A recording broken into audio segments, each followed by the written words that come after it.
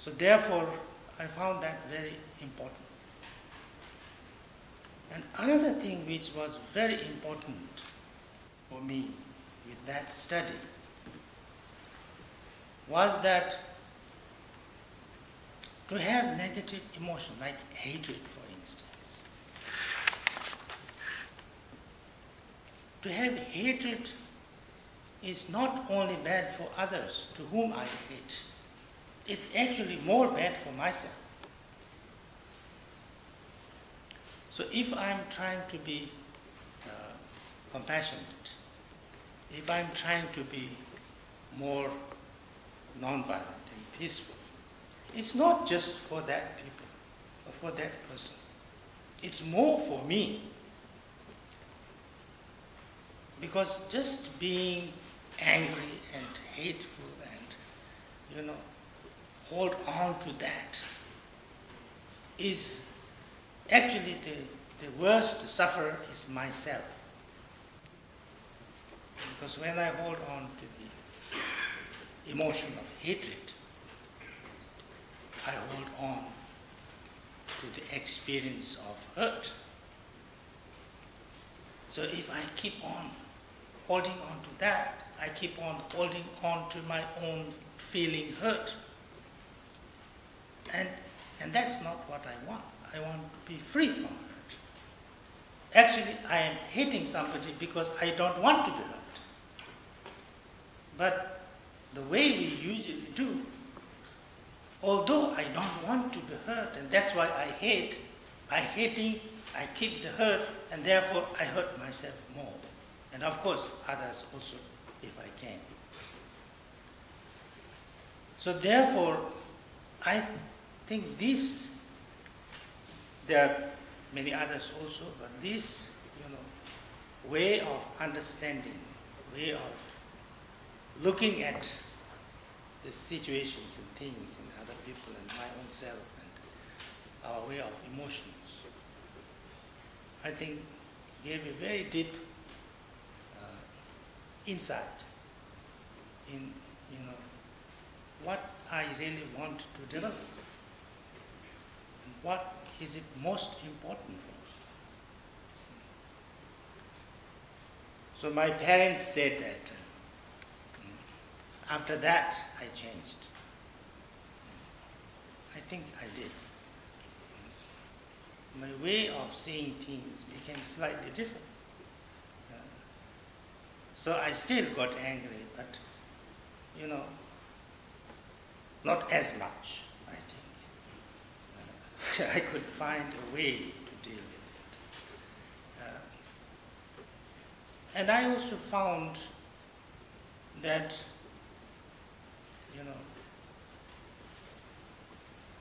even to hate people who have done really bad things, doesn't work. It's not a solution. The solution is not just to punish people who have done bad things. The solution is to stop these atrocities happening. So therefore, it's not about tit for tat or eye for eyeball, hand for hand. It's a solution. It's a transformation.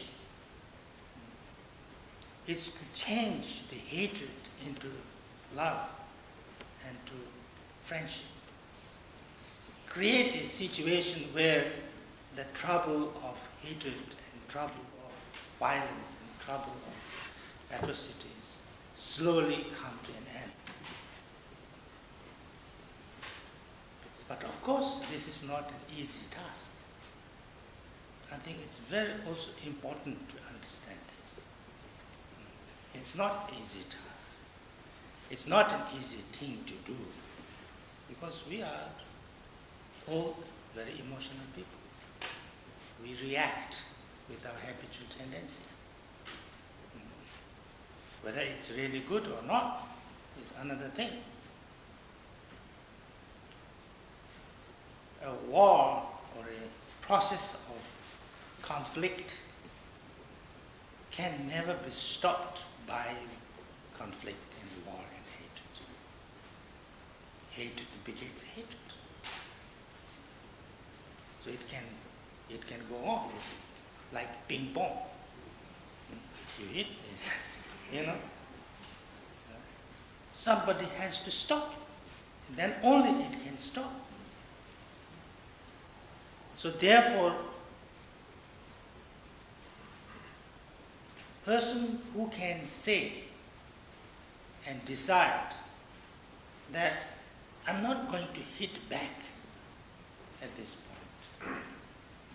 Even if it hits back twice or thrice. Because I want to stop that. Someone who has that courage, who has that resilience, who has that strength, is the most powerful person. So therefore, people who act with non-violence, who act with compassion, I started to see with much more reverence, much more respect. And that's why I studied Gandhi. I became a fan of Gandhi. I read lots of books about Gandhi.